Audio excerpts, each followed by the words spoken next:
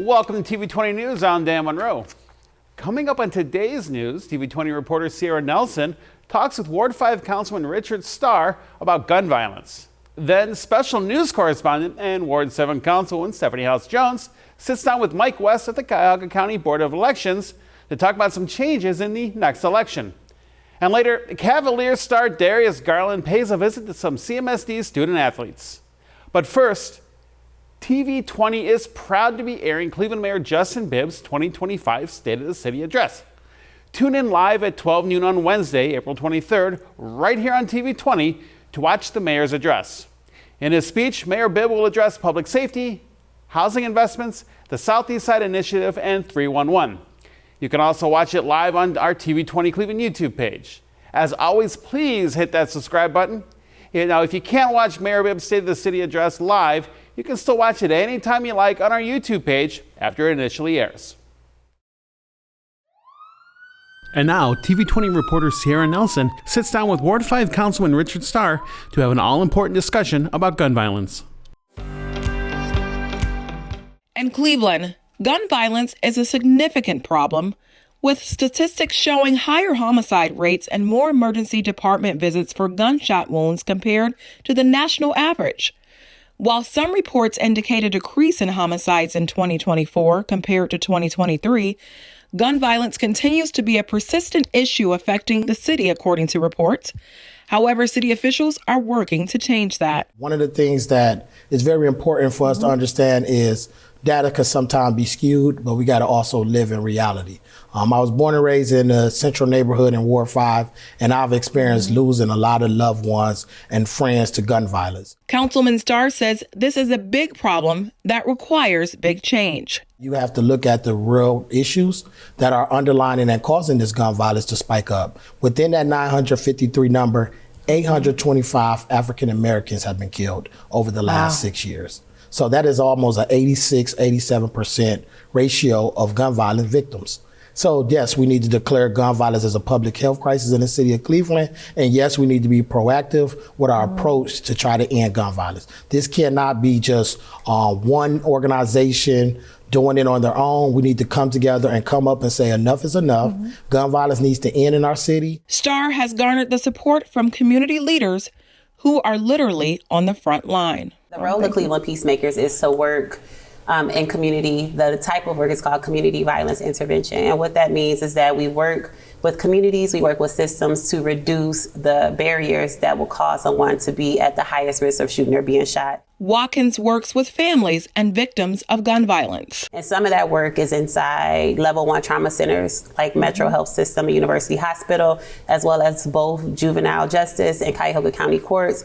But we also are a partner organization to MyCom Cleveland and CMSD to offer safe passages. So at schools where individuals are shot and killed at or around schools to create a safe arrival and dismissal. East Tech High School coach Michael Hardaway says he works his hardest to help students avoid violence on and off the field. Especially in the Ward 5 community at the time, we were saying that it's easier for a kid to get a gun than it is to get a meal.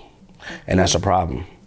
And I also think the one thing that we're leaving out is that we have to go after the gun manufacturer. Community leaders agree with Starr that this will also take a collective community effort. I think everybody is saying the parent, the neighborhood, but what about the gun manufacturer? They always, to me, get off light. How are these high-powered rifles getting into our community? That's the question. They're not going to the gun store buying them. So how is it that in cities like Detroit, Cleveland, and Chicago, these kids are having AR-15s, AK-47s? Where are they coming from? And I think that the gun manufacturers need to be held responsible for these guns trickling into sometimes these urban communities. If I can just add, the Biden-Harris administration, when they had the Office of Gun Violence Prevention at the federal level, there was a historic drop in gun violence across our country at 13%. And because Deputy Director Greg Jackson at that time, they really did hold the NRA responsible. They went upstream and was saying, if this happens, then you have to pay, you have to be accountable. Ciarra Nelson, TV20. In case you missed it, here are the highlights from this week's City Council meeting. Hey Cleveland, here's a quick wrap-up of the key decisions from the April 21st City Council meeting. City Council approved amendments to the nuisance laws to strengthen enforcement against properties repeatedly linked to nuisance activities, aiming to protect public safety and enhance the quality of life in our neighborhoods. The revised language grants the director greater flexibility to evaluate the legitimacy of reported nuisances, helping to prevent misuse of the system while ensuring that property owners are not discouraged from reporting criminal activity occurring on their premises. Council passed a resolution sponsored by all members recognizing April 22, 2025 as Earth Day in the city of Cleveland. Earth Day serves as an opportunity to learn from one another and build community by engaging in projects, initiatives, and campaigns to protect and restore the planet and build resilient neighborhoods, including caring for and planting trees, removing litter, using public transit, walking and biking, conserving water and energy, and other environmentally responsible actions. Finally, Council approved authorizing the Clerk of Council to enter into an agreement with Shoestring Productions for the temporary use of the Council chamber for filming certain scenes of a movie that deal with the Torso murders. The Cleveland Torso murders, also known as the Mad Butcher of Kingsbury Run, was an unidentified serial killer who was active in Cleveland in the 1930s. That's your Cleveland City Council wrap for this week. Stay tuned to TV20 for more updates on how council decisions shape our city. We'll be back with more TV20 news after this.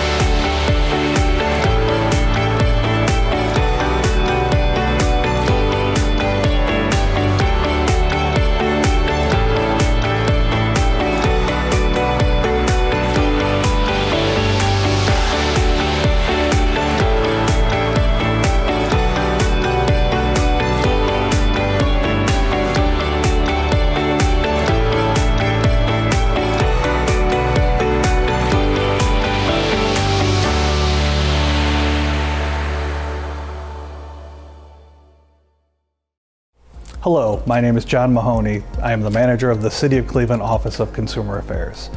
The Office of Consumer Affairs investigates consumer complaints. These include any purchase of a product or service you make, as long as you are a Cleveland resident or the complaint is about a business located in the City of Cleveland, Ohio. We will attempt to mediate an agreement between both parties to resolve the issue. However, we cannot guarantee an outcome in the consumer's favor. Consumer complaint categories include auto, repair and purchase, billing, home improvement contractors, mortgages, and retail. We have posted consumer educational flyers on the Office of Consumer Affairs page on the City of Cleveland website. We also collaborate with local, state, and federal partners who protect Clevelanders. Cleveland Department of Aging, the Better Business Bureau, Cuyahoga County Department of Consumer Affairs, the Legal Aid Society of Cleveland, the Ohio Attorney General, the Federal Trade Commission, the Federal Bureau of Investigations. Feel free to contact us with any questions at 216-664-4529. This summer, the Cultural Arts team is offering a variety of programs throughout the city of Cleveland, including ceramics, painting, theater, cooking, and more. With a variety of youth and adult classes, there's something for everyone. All the instruction and basic materials are provided free of charge. For a full list of offerings, visit us online or call Cadell Fine Arts at 216-664-4103 for more information. Registration opens Tuesday, May 6th, with programs starting June 2nd. Look forward to seeing you this summer.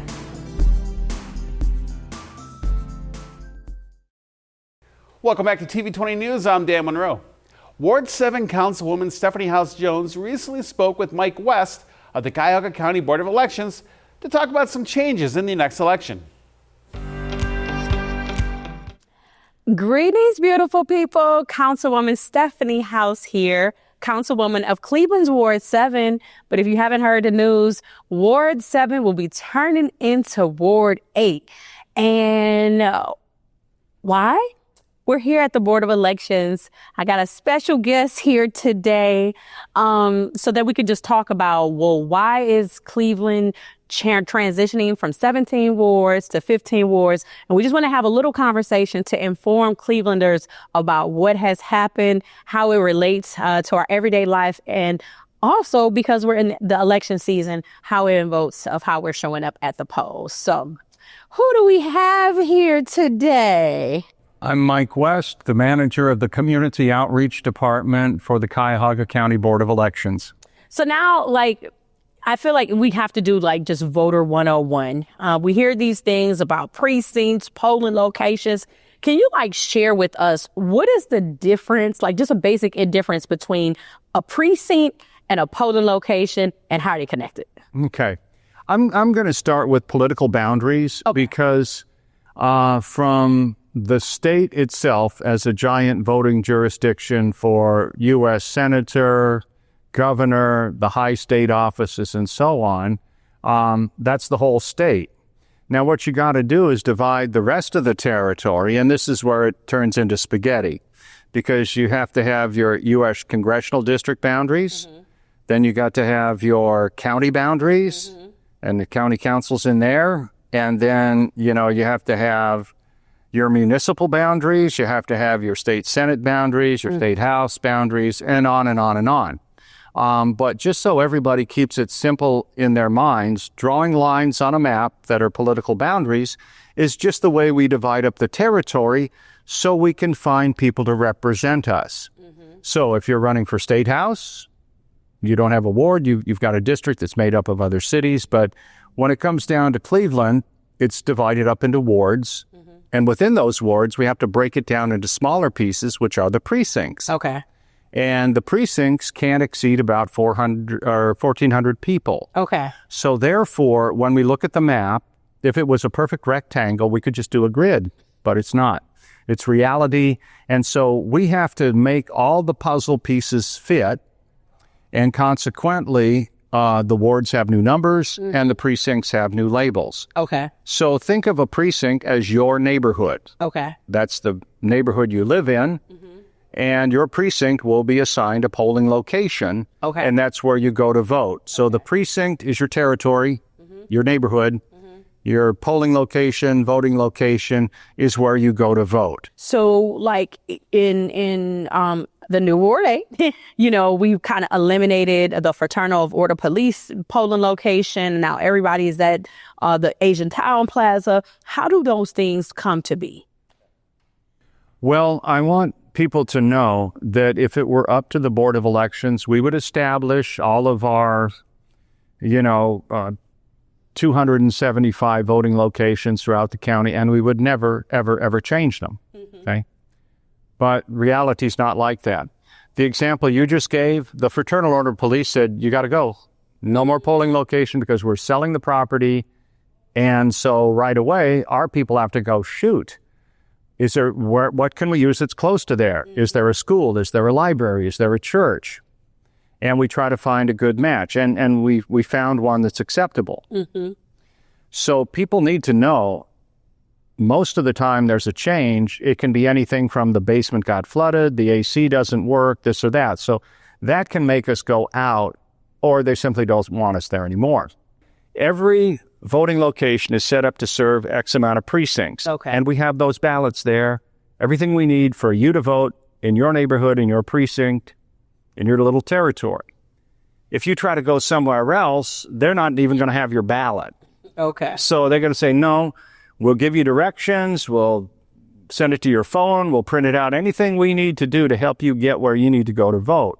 So that is why sometimes it doesn't seem to make sense, but I'm sure you can imagine to administer the volume of activities and materials we need for an election, we got to keep them separated. Well, good. Well, again, Mike, I really want to thank you and just all of the team here working at the Cuyahoga County Board of Elections.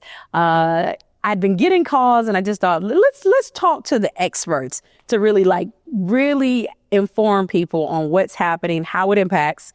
I just wanted to remind everybody, voting is happening now. Please check your status. As Mike indicated, go on line to the Board of Elections Cuyahoga County website to find information related to you and your neighbors.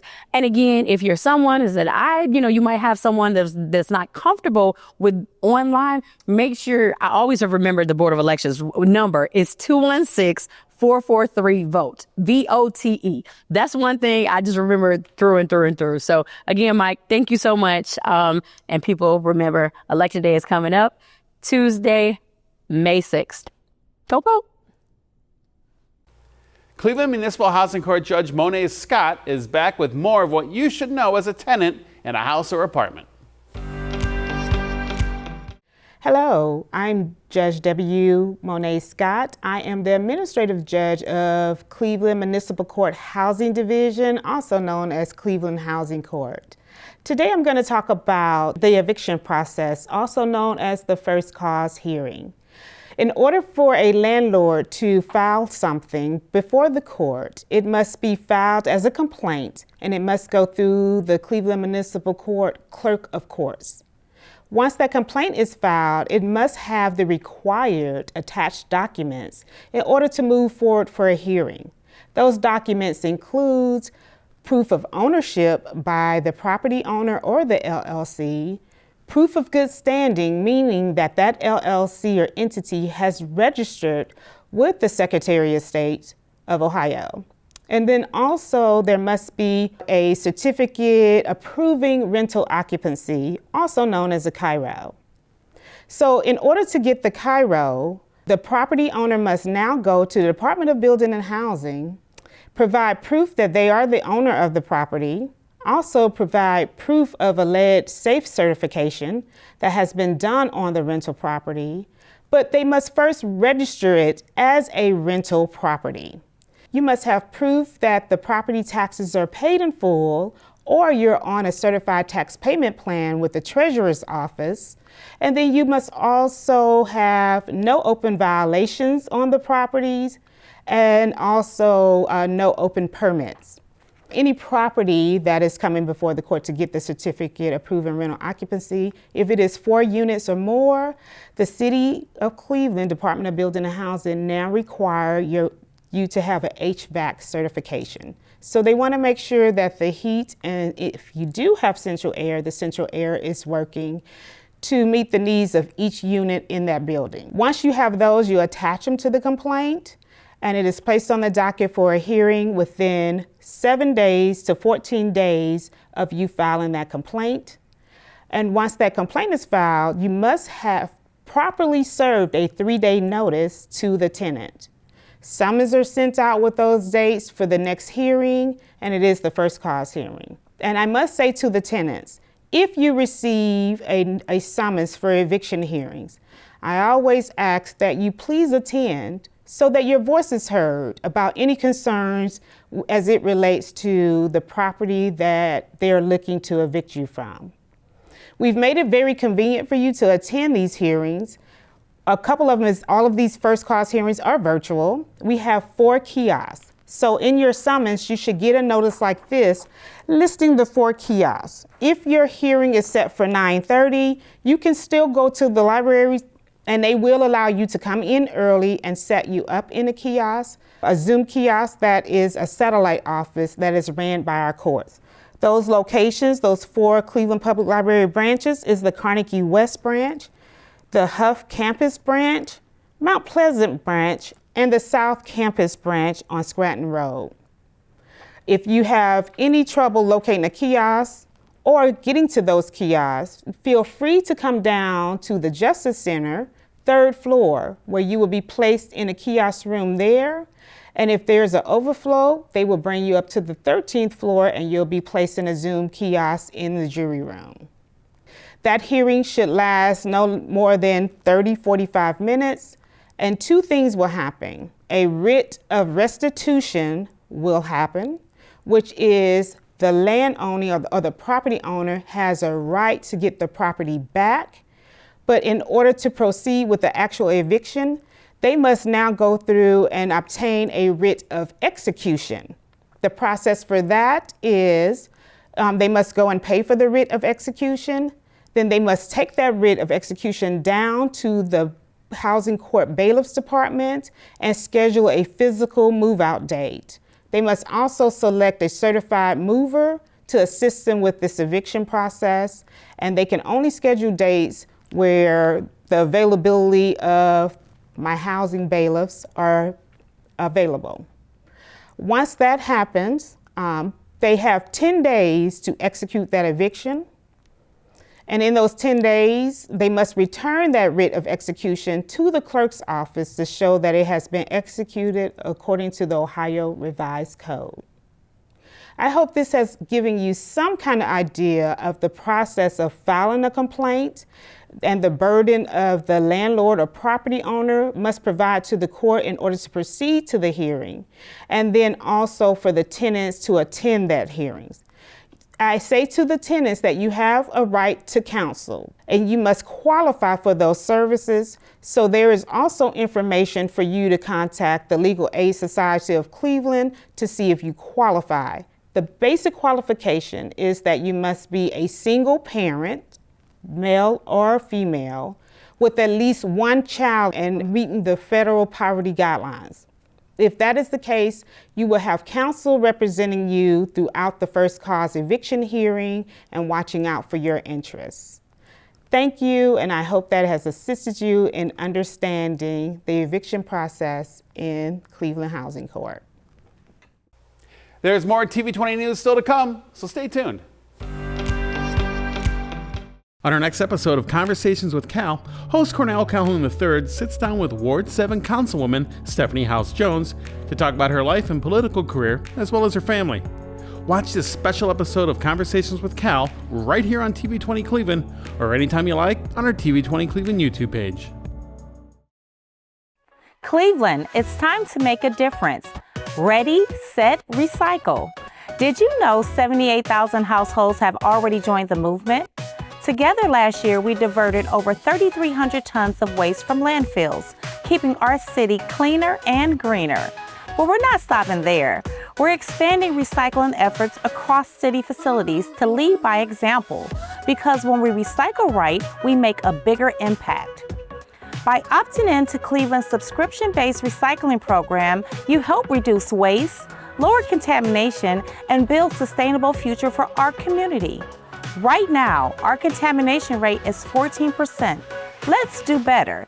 Keep your recyclables clean, dry, and empty, and only recycle the right material.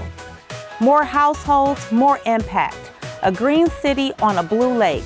Are you ready? Sign up today at clerecycles.com or call 216-664-3030, and let's build a cleaner Cleveland together. Camp George Forbes offers a summer overnight and day camp program. Overnight campers will receive 5 days and 4 nights of positive and rewarding experiences that is conducive to the nature of camping. This program is organized and structured to instill a sense of respect for people, nature, and the environment. Campers will gain skills within the areas of aquatics, arts and crafts, indoor-outdoor education, and recreation. Ages range between 9 and 13 years old. Registration is open now, and the camping season starts June 9th. For more information, please contact Camp Forbes at 216-263-5325.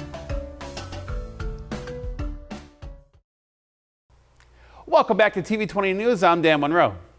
Cleveland Cavaliers point guard Darius Garland recently paid a special visit to the student athletes of the Cleveland Metropolitan School District. Today we're here at the Leonard B. Jackson Gymnasium, and we have our all-stars from the middle schools all around Cleveland, as well as our high school all-star team. And this was a surprise visit by Darius Garland, who wanted to give back to his community, because after-school programming were things that were important to him. I mean, I'm gonna always start off with school first, because that's how we get to where we are now. School is like the most important thing. try to keep your books right, try to stay in school as much as you can. So it's super cool just having after school programs and getting your work done, then going and do the things that you really want to do in life. And for me, it was basketball, and for most of these kids, hopefully it's basketball. So definitely get your schoolwork done first, then basketball second. I think what helps is that they can see themselves in Darius, and they also understand that even when you make it big, whether it's becoming a basketball player or it's becoming a college graduate, they always got to come back and give back to the community. We are constantly uploading new content on our TV20 Cleveland YouTube page, so make sure you hit that subscribe button so you don't miss out on anything. You can also connect with TV20 Cleveland on your favorite social media platforms like Facebook, Instagram, and X. Thanks for watching TV20 News. I'm Dan Monroe. Be sure to stay tuned for more on TV20. We are Cleveland.